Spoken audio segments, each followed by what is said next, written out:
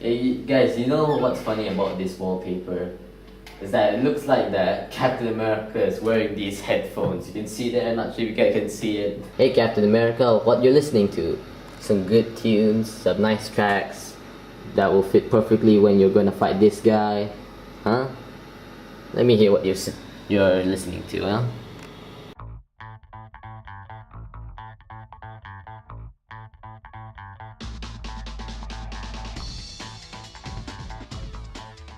Hey guys, it's me, Super Day Rocket, and today we're going to be reviewing Captain America Civil War. So let's get into it.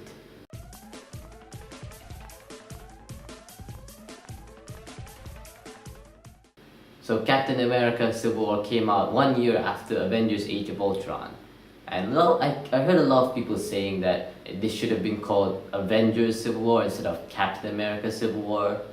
But yeah, I understand why all the Avengers are here.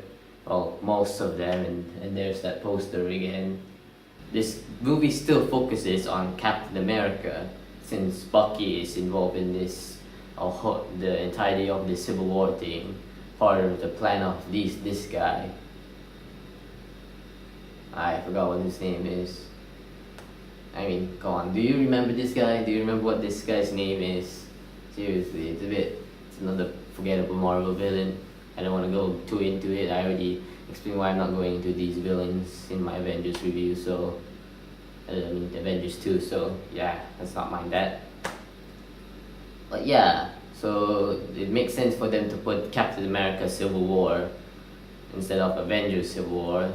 So yeah, I understand why they put Captain America as the actually technically the main part in this. So yeah, speaking of, what is the Civil War? How did this all came to be technically?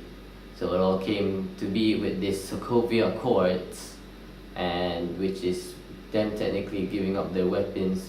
Well, I mean technically not giving them up, but just the weapons being supervised, and they only be allowed to use them when they are able to use it. So yeah, this caused the Avengers to split apart.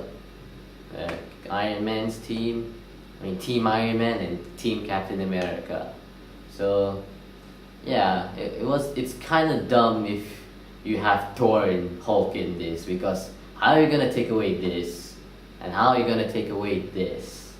Yeah, they didn't really plan this through for how are these heroes going to fight each other, but hey, does it make up for it? Somewhat.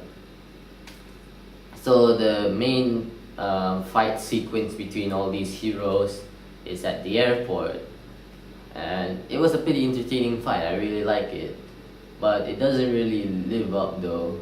It's the movie's called Captain America Civil War, so I would like to see more of this war, please. So yeah, it feels a bit weird that we don't really get to see this war actually play out. But yeah, it's alright. I mean, come on, at least try a bit more harder for this movie to live up to its name. So yeah, I'm a bit disappointed, a bit.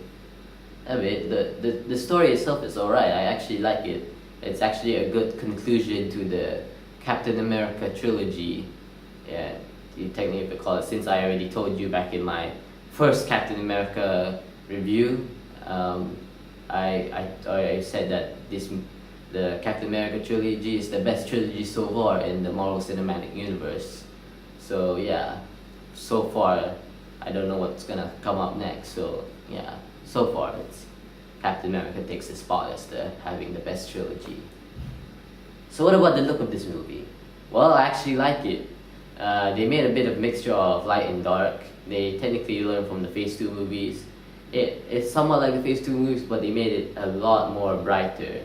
And it works for the better because, well, most people go into the cinema to see that awesome airport scene.